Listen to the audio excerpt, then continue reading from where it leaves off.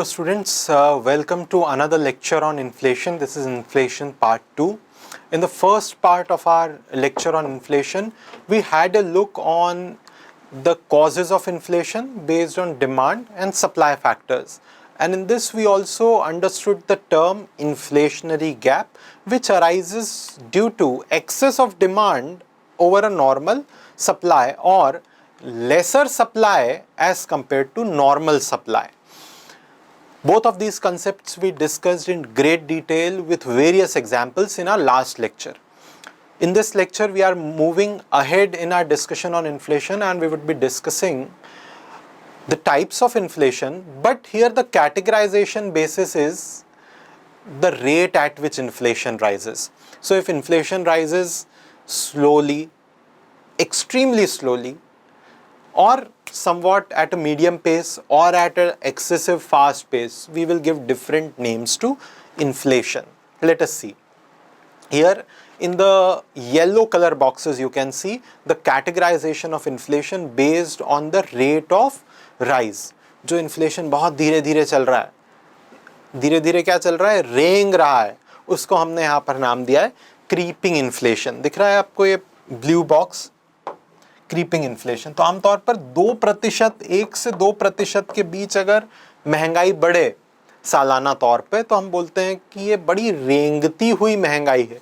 Creep आप समझते हैं वो वाला क्रीप नहीं. क्रीप मतलब जो बेल आपने देखी होगी पौधों की, मनी प्लांट की बेल ऐसे बहुत, या मधुमालती पौधा अगर आपको पता हो तो उसकी बेल ना बहुत धीरे धीरे ऐसे शूट अप होती जाती है, बढ़ती जाती है. तो हम बोलते हैं कि पौधे की रफ्तार से बढ़ रहा है, बेल की रफ्तार से बढ़ रहा है, इसलिए क्रीपिंग. या फिर जो अर्थवॉर्म रेंगते हैं, बहुत धीमी गति से बढ़ने वाला इन्फ्लेशन. फिर रेंगने के बाद अगला पेस क्या होता है, वॉकिंग. तो इस पर आ रहे हैं, अभी उसको भूल जाइए, मैं आऊँगा बाद में उस पर. दूसरा पेस वॉकिंग, कि जब महंगाई 2% से 10% बढ़े ईयर ऑन ईयर. अब ये ईयर ऑन ईयर जो मैं शब्द इस्तेमाल कर रहा हूँ इसका आप मतलब समझिए. अगर आज किसी वस्तु जनवरी, मान लो आज क्या चल रहा है, मई 2023 में किसी वस्तु की कीमत 100 रुपये है और मई 2024 में the prices of this commodity becomes 110 rupees, तो मैं बोलूँगा कि inflation has increased by 10% year on year basis. सालाना तौर पे पिछले मई में 100 रुपये था, इस मई में 10 रुपये बढ़ गया, तो महंगाई ईयर ऑन ईयर बेसिस पर 10% से बढ़ गई है. सालाना तौर में शब्द इस्तेमाल करूंगा इसके लिए, अगर आप ईयर ऑन ईयर से कंफर्टेबल फिलहाल नहीं है तो, वरना ईयर ऑन ईयर का कंसेप्ट आप समझ चुके हैं. कभी भी जब मैं ऐसा बोलता हूँ महंगाई 10% से बढ़ गई, तो इसको ऐसे नहीं समझना है कि मई में महंगाई 10% से बढ़ गई तो अप्रैल के कंपैरिजन में महंगाई 10% से बढ़ गई. ना, एकदम गलत बात हो जाएगी. महंगाई का जब भी प्रतिशत आएगा इसको प्रीवियस ईयर के सेम मंथ से कंपेयर करेंगे. May 2024 would be compared with May 2023, April 2024 would be compared with April 2023, April 2023 will be compared with April 2022. ऐसे कंपैरिजन को क्या कहते हैं, ईयर ऑन ईयर. तो जब ईयर ऑन ईयर महंगाई रेंगे तो क्रीपिंग इन्फ्लेशन. जब ईयर ऑन ईयर महंगाई 2% से 10% तक बढ़े तो बोलेंगे कि यार चलने लगी है महंगाई, वॉकिंग इन्फ्लेशन. फिर महंगाई और बढ़ जाए, 10% के पार हो जाए, आमतौर पर 20% का रूप ले ले, 10 से 20%, तो हम चिंता में आ जाएंगे और बोलेंगे ये तो रनिंग इन्फ्लेशन है ये वाला. और फिर 20% को भी पार कर ले, 50-100% के आसपास, तो ऐसी महंगाई को हम कहते हैं गैलपिंग इन्फ्लेशन. गैलपिंग क्या हो रहा है, तो क्रीप रेंग रहा था, वॉकिंग चलने लगा, रनिंग दौड़ने लगा, 20% के पार चला गया, 20% पे पहुंच गया, और 20 के पार कूद के चलने लगा, गैलोपिंग, खरगोश जैसे छलांगे मार के. तो ऐसा इन्फ्लेशन क्या कहलाता है, गैलोपिंग. ये आमतौर पर 20% से ज़्यादा होता है and it can reach up to 100% और 1000% ऑल्सो. आप समझ रहे हैं 100% इन्फ्लेशन मतलब कि मई 2022 में जो वस्तु 100 रुपये की थी वो मई 2023 में 200 रुपये की हो गई. सीधे 100% से भाव बढ़ चुके हैं. ये बहुत ही चिंताजनक है महंगाई देश के लिए, किसी भी अर्थव्यवस्था के लिए। क्यों, समझेंगे आगे जब महंगाई के डिसएडवांटेज देखेंगे। तो आपको ये कैटेगराइजेशन बड़ा आसान लग रहा होगा, क्रीप, वॉक, रन, गैलपिंग, और सबसे अंतिम ताबूत में अंतिम कील किसी भी देश की अर्थव्यवस्था के लिए है हाइपर इन्फ्लेशन। हाइपर इन्फ्लेशन क्या होता है और किस कारण से होता है? डिमांड के बढ़ने के कारण से होता ही होता है, लेकिन इस बढ़ी हुई डिमांड में एक और तड़का लगा दिया जाता है, सोने पे सुहागा। क्या कर दिया जाता है कि सरकार के द्वारा नए नोट छाप दिए जाते हैं। जब गवर्नमेंट्स अपने खर्चे पूरा करने के लिए नए नोट छापे, मार्केट से उधारी नहीं लें। अभी तो हमने जो पिछली क्लास में एग्जाम्पल देखा था, हमने बात करी थी कि सरकार की आमदनी 30 लाख करोड़ रुपए और खर्चे 45 लाख करोड़ रुपए, तो मार्केट में जाकर उधारी ले ली थी 15 लाख करोड़ रुपए। लेकिन अगर सरकार बोले मैं मार्केट से उधारी नहीं लूंगा, मेरे पास तो नोट छापने की मशीन है, प्रिंटर है, right, RBI is owned by government, तो सरकार क्या कर सकती है? भारत में करती नहीं है, दूसरे देश जैसे वेनेजुएला, जिम्बाब्वे, इन्होंने ऐसा करा है। भारत में सरकार ऐसा नहीं करती है। क्यों नहीं करती है समझेगा आगे अभी आपको। लेकिन फिलहाल हम बात कर रहे हैं कि हाइपर इन्फ्लेशन में आपको समझा रहा हूँ। हाइपर इन्फ्लेशन कब होता है? जब महंगाई 100% के पार, 1000% के पार हो जाती है।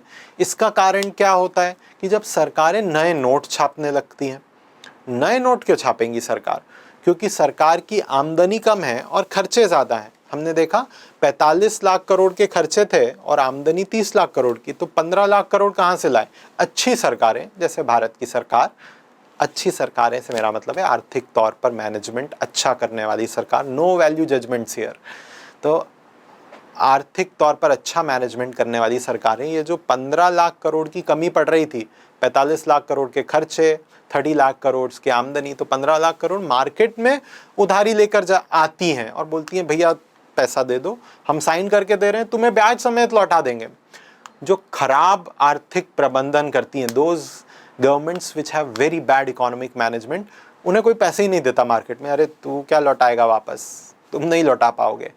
तो ऐसे में फिर सरकारों के पास एक हथियार होता है, उनका सेंट्रल बैंक, उनका नोट छापने वाला बैंक, जैसे भारत के केस में आरबीआई। तब ये अपने बैंक के पास जाती हैं, क्योंकि ये सरकारों के द्वारा ओन्ड होता है, और अपने बैंक से बोलती हैं प्रिंटर चालू करो और 15 लाख करोड़ रुपए के नए नोट छापो और हमें दो। ये 15 लाख करोड़ रुपए के नए नोट सरकारें अपनी फिर जेब में नहीं रखती, ये सैलरी, पेंशन, इंफ्रास्ट्रक्चर बनाना, उस पर खर्चा करेंगी और ये लोगों की जेब तक पहुंचेगा, लोगों की जेब तक पहुंचेगा और इससे ये बेतरतीब डिमांड करेंगे, क्योंकि 15 लाख करोड़ से नया पैसा मार्केट में सप्लाई होने लगा है, क्योंकि सरकारों ने नए नोट प्रिंट कर दिए हवा से और इससे लोगों की जेबें भरने लगी है, इससे लोग डिमांड करने लगे। जिस रफ्तार से नोट छापे जा सकते हैं ना प्रिंटर से, उस रफ्तार से गेहूं का प्रोडक्शन नहीं बढ़ाया जा सकता, चावल का प्रोडक्शन नहीं बढ़ाया जा सकता, टमाटर का प्रोडक्शन नहीं बढ़ाया जा सकता। तो होगा क्या कि मेरी जेब में बहुत नोट होंगे और ऐसा बहुत सारे लोगों की जेबों में होंगे, और बहुत सारे लोग नोट तो खा नहीं सकते ना, तो इन नोटों को लेकर वो बाजार में जाएंगे और टमाटर, गेहूं, प्याज की डिमांड करेंगे। मैं गया, मैंने बोला ये लो 500 का नोट, 1 किलो चावल दे दो। दुकान वाले ने बोला अरे बहुत लोग बासमती चावल डिमांड करने लगे हैं। मेरे पड़ोसी भी आ गए, वो बोले कि ये लो 2000 का नोट और मुझे 1 किलो दे दो। उनके पड़ोसी भी आ गए, वो बोले ये लो 4000 रुपये और मुझे 1 किलो चावल दे दो। मतलब हो क्या रहा है कि चावल का प्रोडक्शन तो नहीं बढ़ा, लेकिन लोगों की जेब में नोट ज़्यादा आ गए। क्यों? क्योंकि सरकारों ने नए प्रिंट कर दिए थे और इससे सैलरी, पेंशन, सब्सिडी दी, तो लोगों की डिमांड बढ़ गई, लेकिन वस्तुओं का प्रोडक्शन नहीं बढ़ा उस रफ्तार से। तो चावल जो बेचने वाला है वो चावल के भाव क्या कर देगा? बहुत बढ़ा देगा और महंगाई 1000%, 2000% तक बढ़ सकती है। ऐसी महंगाई को हम कहते हैं हाइपर इन्फ्लेशन। ये लास्ट वाला term, hyper inflation. Why we have this inflation? We have this inflation due to excess printing of money. When there is new printing of money, it creates excess demand in the economy. So this excess printing of money leads to hyperinflation. अब आप inflation का ये categorisation समझ गए होंगे, creeping, walking, running, galloping, hyper inflation. और इसमें सबसे बुरा कौन है? Hyper inflation. भारत में भगवान की बहुत कृपा है कि we don't face hyperinflation, but we have examples like in Zimbabwe and Venezuela. These are few of the countries which in recent past faced hyperinflation. आपको बताओ इन्फ्लेशन का परसेंटेज कितना? 10 लाख परसेंटेज इन्फ्लेशन। एक बार आपको फील भी करवाता हूँ इसका क्या मतलब, कि मई 2022 में ये 100 रुपए की ब्रेड लेकर आते थे घर, महंगाई बढ़ गई है 10 लाख परसेंटेज। मतलब क्या कि अब ये वही ब्रेड लेने जाएंगे मई 2023 में तो 10 लाख 100 रुपए की मिलेगी। This is a rise of a million, 1 million is 10 lakh, this is a rise of a million percentage. Such high inflation emanated from hyperinflation in these countries emanated from printing of currency। ठीक, तो ये सवाल अगर आता है hyper inflation तो right this keyword, printing of currency. Prelims में पूछेंगे कि सबसे उग्र इन्फ्लेशन क्या है, ABCD, हाइपर इन्फ्लेशन। अब इस पे ना I want to discuss one very good quote by an economist who won Nobel prize for his work, Milton Friedman. तो फ्रीडमैन साहब ने एक बहुत ही अच्छी बात बोली है इन्फ्लेशन पर और प्रिंटिंग ऑफ करेंसी पर। उनका कहना है कि ये जो hyper inflation printing of currency के कारण होता है, it is like alcoholism. Alcoholism means शराबखोरी, कि कुछ शराब की लत, शराबखोरी से मैं इसे कंपेयर कर सकता हूँ नोट छापने की जो प्रक्रिया सरकारें करती हैं। लोगों ने बोला कैसे, समझाओ ज़रा।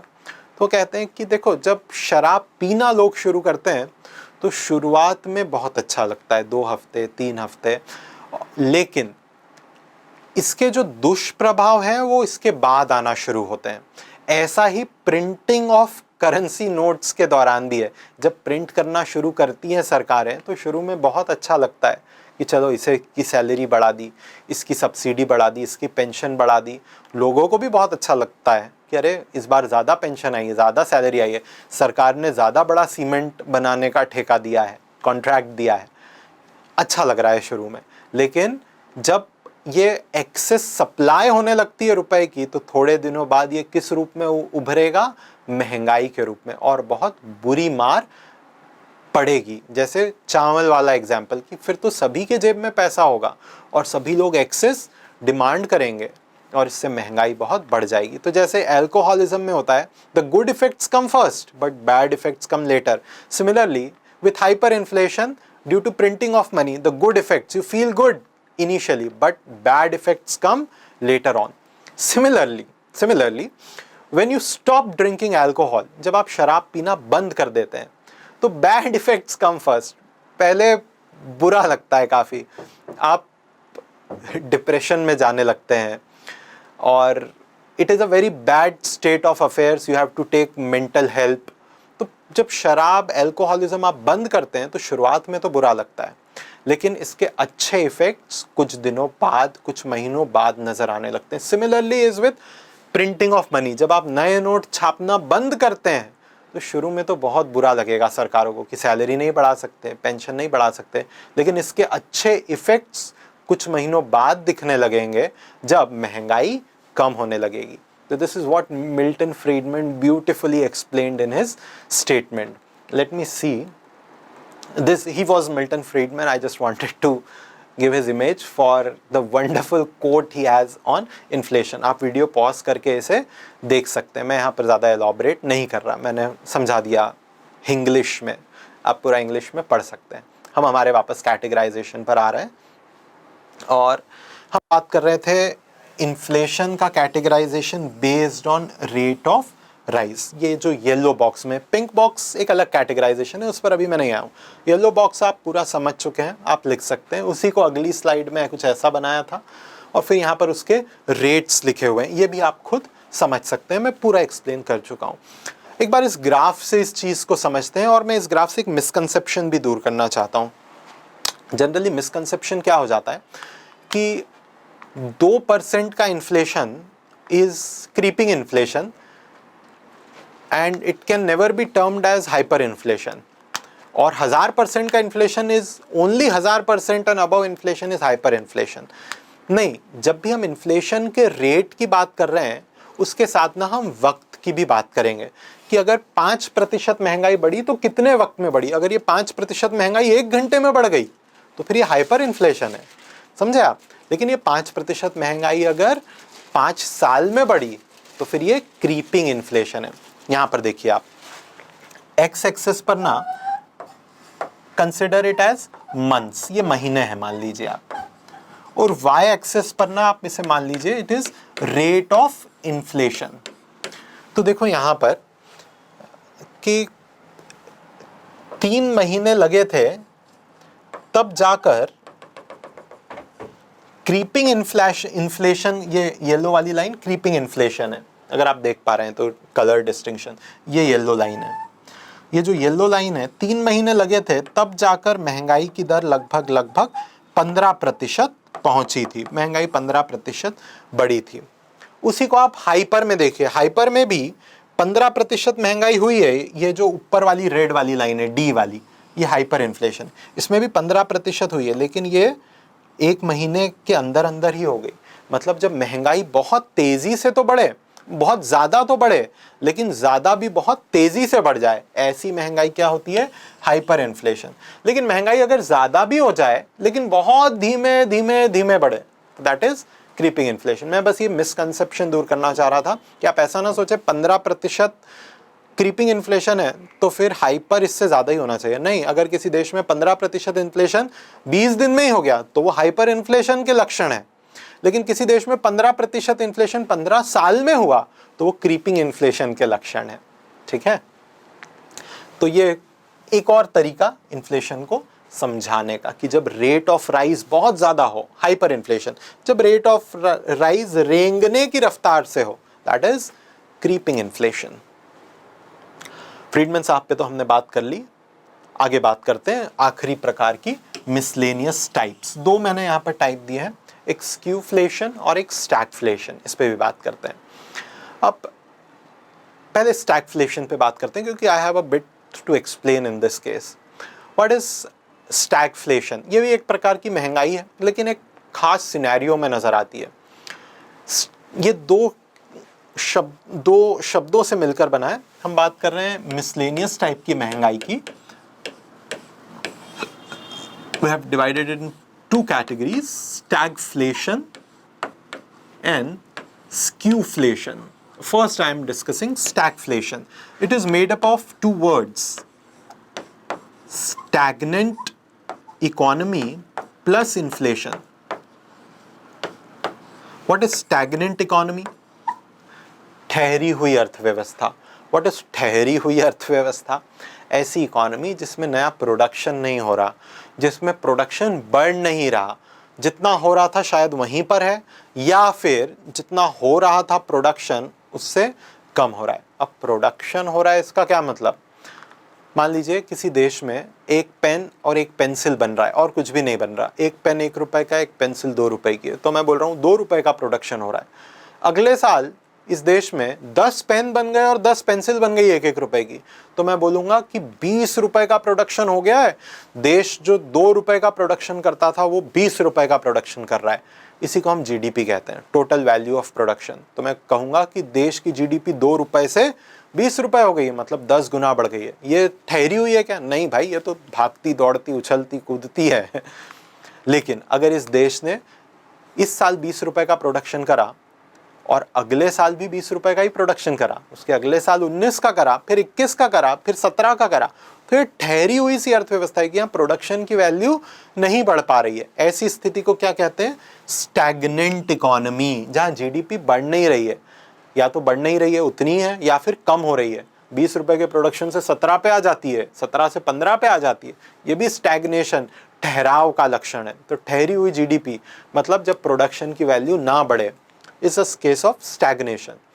और स्टैगफ्लेशन में दूसरा वर्ड क्या है? महंगाई। इस पे तो हम बात कर ही रहे हैं, वस्तुओं की कीमत बढ़ना।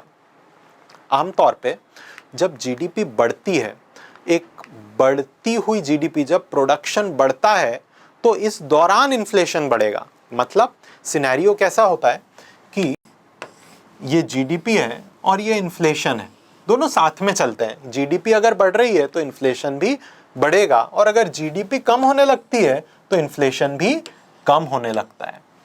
ये एक नॉर्मल सिनेरियो है। अब ऐसा क्यों है, let me explain a bit. अगर जीडीपी बढ़ रही है मतलब शायद नए पेन, हम पेन और पेंसिल से ही आगे बढ़ा रहे हैं, तो नए पेन और पेंसिल भी बन रहे हैं, तो नए पेन और पेंसिल बनने के लिए नए मजदूर भी रखे जा रहे हैं, मतलब नई नौकरियां भी मिल रही है। नई नौकरियां मिल रही है मतलब लोगों के हाथ में इनकम भी आ रही है, लोगों के हाथ में इनकम आ रही है मतलब ये लोग फिर डिमांड भी करेंगे, और जब वस्तुओं की डिमांड बढ़ेगी तो महंगाई बढ़ेगी। तो बढ़ती हुई जीडीपी मतलब बढ़ता हुआ प्रोडक्शन लीड्स टू बढ़ता हुआ इन्फ्लेशन, क्योंकि बढ़ता हुआ प्रोडक्शन मतलब बढ़ती हुई इनकम, मतलब बढ़ती हुई डिमांड, मतलब बढ़ता हुआ इन्फ्लेशन। तो जीडीपी बढ़ी, प्रोडक्शन बढ़ा देश में, तो महंगाई भी बढ़ी।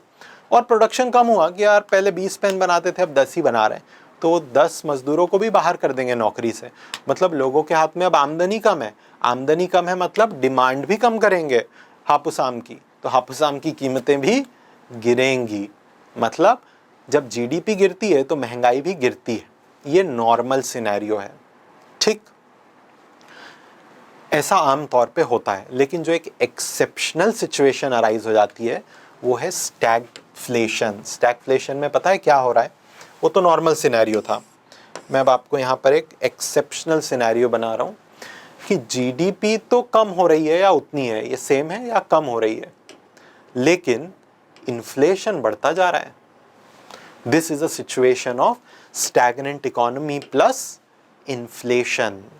अब ऐसा क्यों हो सकता है कि जीडीपी नहीं बढ़ रही, ठीक है, मतलब नया प्रोडक्शन नहीं हो रहा, जीडीपी उतनी है या प्रोडक्शन कम हो रहा है, तो फिर नौकरियां भी कम होंगी लोगों की, तो फिर डिमांड भी कम होगी, तो फिर तो महंगाई भी कम होनी चाहिए, लेकिन महंगाई तो बढ़ रही है। ये वाला ग्राफ देखें आप, ऐसा कैसे हो सकता है, क्योंकि यहां पर महंगाई के बढ़ने का कारण हो सकता है सप्लाई, कि मंदी आ गई, जीडीपी नहीं बढ़ रही, लोगों की नौकरियां जा रही है, लेकिन पुतिन ने और वॉर कर दी है, मिडिल ईस्ट में सऊदी और ईरान आपस में लड़ लिए, तो कच्चे तेल की कीमतें बढ़ जाएगी। चाहे जीडीपी ना बढ़े, जीडीपी गिर रही है, नया प्रोडक्शन नहीं हो रहा, लेकिन कच्चे तेल की कीमतें तो बढ़ी जाएंगी, क्योंकि सप्लाई बाधित हुई है। चाहे डिमांड कम हुई है देश में, लेकिन सप्लाई और कम हो गई है, तो जितना भी कच्चा तेल आ रहा था उसकी डिमांड कम है लेकिन सप्लाई और कम है, तो प्राइसेस बढ़ जाएंगे। तो एक ऐसी सिचुएशन हो गई, स्टैग्नेंट इकोनॉमी में महंगाई नजर आने लगी। ये एक एक्सेप्शनल सिचुएशन है। Such an inflation is termed as stagflation. इससे बाहर निकलना बहुत मुश्किल होता है। तो आई होप आप ये समझे होंगे व्हाट इज स्टैगफ्लेशन। यूएस कुछ वक्त के लिए, कुछ दिनों पहले स्टैगफ्लेशन से ग्रस्त था। वहां पर जीडीपी कम होने लगी थी, श्रिंक होने लगी थी, लेकिन कच्चे तेल की कीमतें बढ़ने के कारण, कच्चे तेल की कीमतें डिमांड के कारण नहीं बढ़ रही थी, कच्चे तेल की कीमतें geopolitical tension, war, civil war के कारण बढ़ रही थी। तो जीडीपी के कम होते हुए तो हम उम्मीद कर रहे थे कि महंगाई भी कम होगी, लेकिन महंगाई बढ़ गई। This is a situation of stagflation. It can be a 3 marker, it can be a part of your some prelims question कि in case of stagflation which of the following two components are related, GDP and inflation, inflation and taxes, current account and inflation, etc. ऐसे option दे सकते हैं। तो it is about GDP and inflation। एक आखिरी term देख लेते हैं, skewflation. तो हमारे इन्फ्लेशन के प्रकार पूरे हो जाएंगे। स्क्यूफ्लेशन, स्क्यू तो आप समझते ही हैं, जो सिमेट्रिक ना हो, एक तरफ से कुछ और साइज, एक तरफ से कुछ और साइज को हम कहते हैं ना स्क्यूड है, सिमेट्रिक नहीं है। तो स्क्यूफ्लेशन क्या होता है, नाम से भी समझ जाएंगे आप लोग कि in an economy when prices of few items are falling while prices of few items are rising, this is a scenario of skewflation। जैसे हम आमतौर पर देख सकते हैं कि कई बार ऐसा होता है कि हरी सब्जियों के दाम बहुत बढ़ गए हैं, शायद बारिश नहीं हुई है इस कारण से, लेकिन आलू और प्याज के दाम बहुत ज़ोर से गिर गए हैं क्योंकि उनका बम्पर प्रोडक्शन हो गया है, क्योंकि बारिश आलू और प्याज को ऐसे भी कम लगती है। तो कम बारिश में हरी सब्जियों के दाम तो बहुत बढ़ गए क्योंकि वो हो ही नहीं, उन्हें बारिश की ज़रूरत है, लेकिन आलू और प्याज को कम बारिश की ज़रूरत थी तो उनका प्रोडक्शन बहुत ज़्यादा हो गया है। तो यहाँ पर एक तरफ सब्जियों का प्रोडक्शन कम होने के कारण प्राइसेस बहुत बढ़ गए, लेकिन आलू और प्याज का प्रोडक्शन बहुत अच्छा हुआ है तो उसके प्राइसेस गिर गए. This is a scenario of skewflation, when one set of prices of one set of commodities rises while prices of another set of commodities fall or do not rise. This is a situation of skewflation. तो I hope आप ये पूरा diagram अब अपनी उंगलियों पर किसी को भी समझा सकते हैं कि what are the types of inflation. ठीक है, आगे बढ़ते हैं और I want to discuss one more topic. This complete is comfortable with you all, I am hoping so. Skewflation और स्टैगफ्लेशन ये भी हम देख चुके हैं. हाँ, अब थोड़ा पुरानी यादों पे आते हैं. और अगर आप 90s के ही किड हैं तो आपने शायद ये गोली खाई हो, गुरु चेला. क्यों गुरु चेला? क्योंकि इसका रैपर कुछ इतना इनोवेटिवली डिज़ाइन करा गया था कि आप इस रैपर को जब ऐसे करते थे तो वो चेला दिखता था, और जब आप ऐसे घुमा देते थे 180 डिग्री से तो वो गुरु दिखता था. एक बार मैं पहले ये दिखाता हूँ, फिर बता रहा हूँ. इन्फ्लेशन पर ही हैं हम, मीम्स नहीं बना रहे हैं यहाँ पर, हम इन्फ्लेशन पर ही हैं और इन्फ्लेशन का एक कंसेप्ट इस डायग्राम से भी समझते हैं. तो आप ये देखेंगे गुरुजी है, देख रहे हैं, दाढ़ी वाले बड़े ओशो.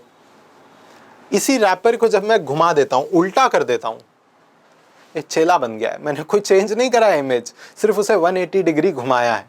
तो गुरु चेला, गुरु चेला, ओनली 180 डिग्री मूवमेंट.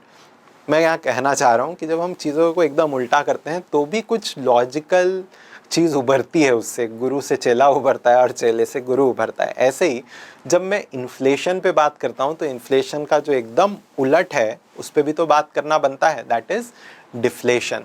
तो अभी तक हमने गुरु पे बात करी थी, दैट इज़ इन्फ्लेशन. और इस इन्फ्लेशन का एकदम उलट ये हमारा चेला है, दैट इज़ डिफ्लेशन. डिफ्लेशन का मतलब प्राइसेस का कम होना, जब प्राइसेस गिरने लगते हैं.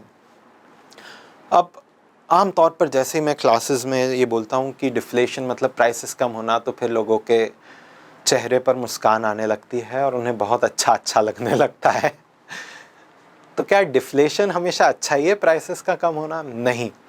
डिफ्लेशन के भी दो पहलू हैं, जैसे जीवन में हर व्यक्ति के होते हैं. हर व्यक्ति सिर्फ बुरा ही नहीं होता और हर व्यक्ति सिर्फ अच्छा ही नहीं होता.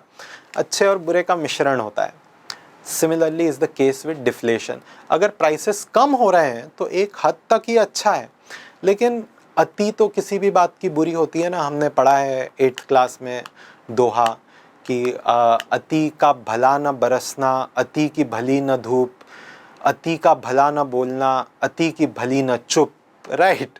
तो ऐसे ही deflation is also healthy when it is in a good range. Inflation is healthy when it is in a good range. But when deflation exceeds from some particular point, it creates problem.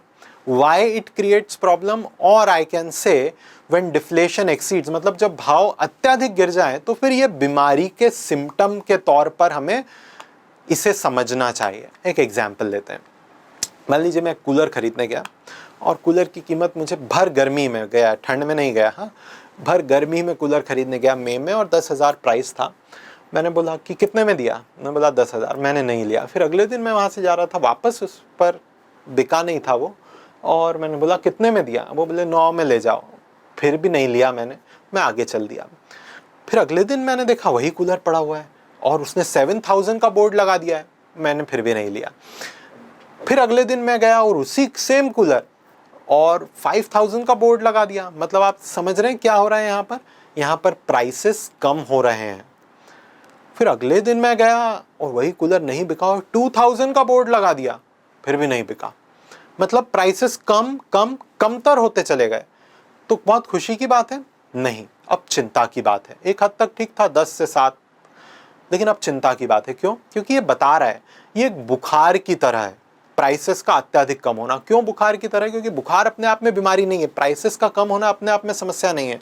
लेकिन जो prices कम हो रहे हैं सतत रूप से, ये किसी बीमारी का सिम्टम है। जैसे बुखार अपने आप में बीमारी नहीं है, लेकिन बुखार का आना किसी बीमारी का सिम्टम है। Similarly when deflation occurs, it is signifying something. यार कूलर 10,000 में नहीं बिका, 2,000 में भी नहीं बिक रहा। What does this signify? This signifies that people don't have the purchasing power in their hand.